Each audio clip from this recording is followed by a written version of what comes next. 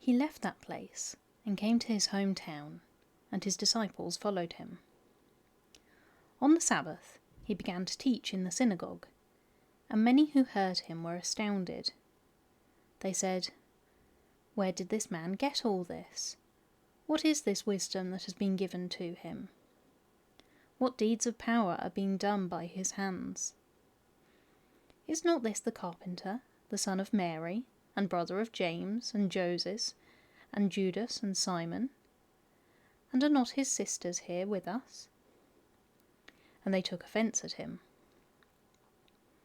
Then Jesus said to them, "Prophets are not without honour, except in their hometown, and among their own kin, and in their own house." And he could do no deed of power there, except that he laid his hands on a few sick people and cured them.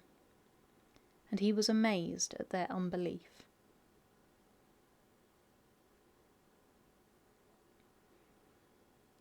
Then he went about among the villages teaching.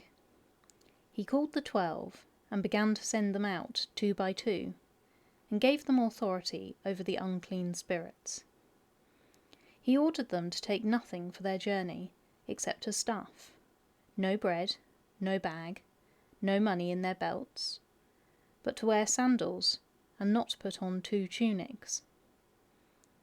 He said to them, "Wherever you enter a house, stay there until you leave the place. If any place will not welcome you, and they refuse to hear you, as you leave, shake off the dust that is on your feet, as a testimony against them." So they went out and proclaimed that all should repent. They cast out many demons, and anointed with oil many who were sick, and cured them.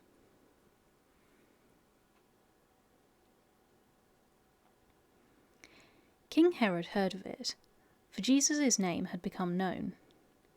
Some were saying, "John the Baptizer has been raised from the dead, and for this reason these powers are at work in him."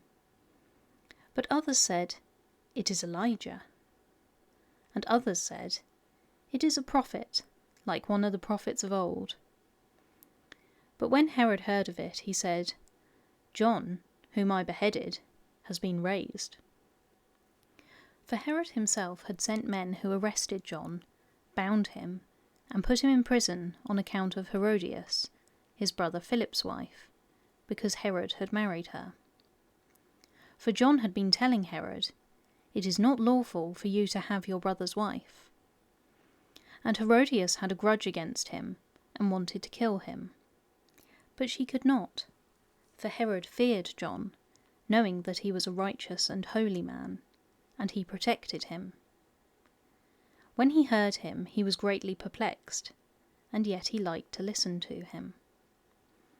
But an opportunity came when Herod, on his birthday, gave a banquet for his courtiers and officers and for the leaders of Galilee.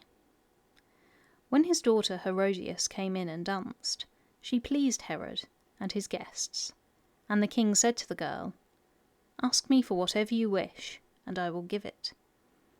And he solemnly swore to her, "Whatever you ask me, I will give you, even half of my kingdom." She went out and said to her mother, "What should I ask for?" She replied, "The head of John the Baptizer." Immediately she rushed back to the king and requested, "I want you to give me at once the head of John the Baptist on a platter." The king was deeply grieved, yet out of regard for his oaths and for the guests, he did not want to refuse her. Immediately the king sent a soldier of the guard with orders to bring John's head. He went and beheaded him in the prison, brought his head on a platter, and gave it to the girl. Then the girl gave it to her mother. When his disciples heard about it, they came and took his body and laid it in a tomb.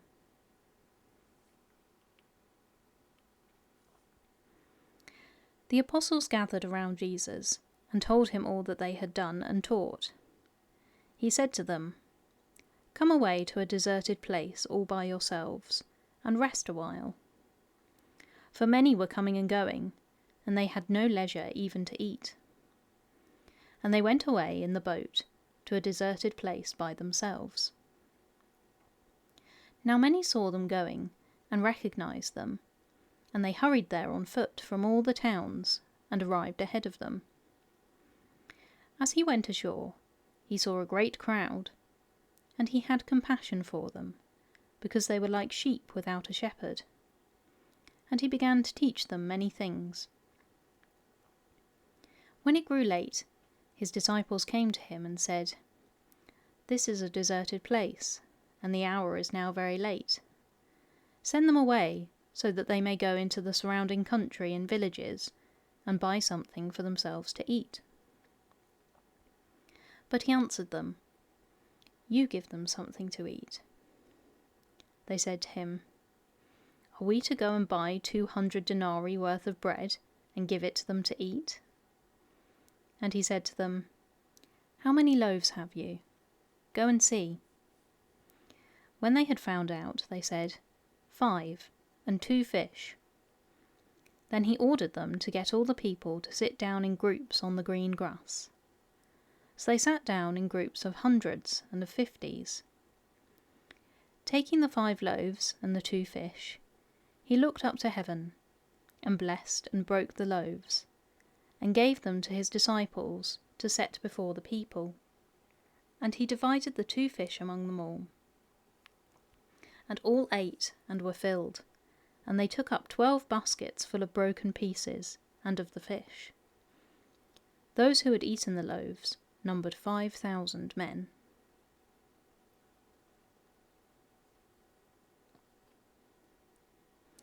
Immediately he made his disciples get into the boat, and go on ahead to the other side, to Bethsaida, while he dismissed the crowd. After saying farewell to them, he went up on the mountain to pray. When evening came, the boat was out on the lake, and he was alone on the land.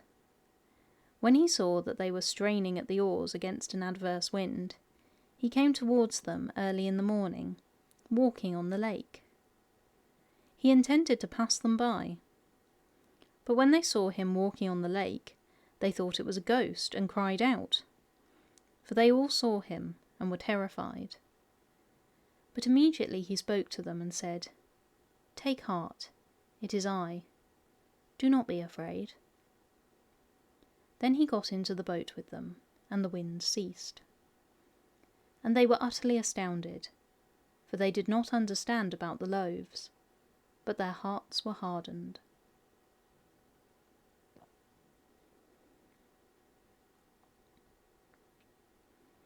When they had crossed over, they came to land at Gennesaret, and moored the boat. When they got out of the boat, people at once recognized him, and rushed about that whole region, and began to bring the sick on mats to wherever they heard he was. And wherever he went, into villages or cities or farms, they laid the sick in the marketplaces, and begged him that they might touch even the fringe of his cloak, and all who touched it were healed.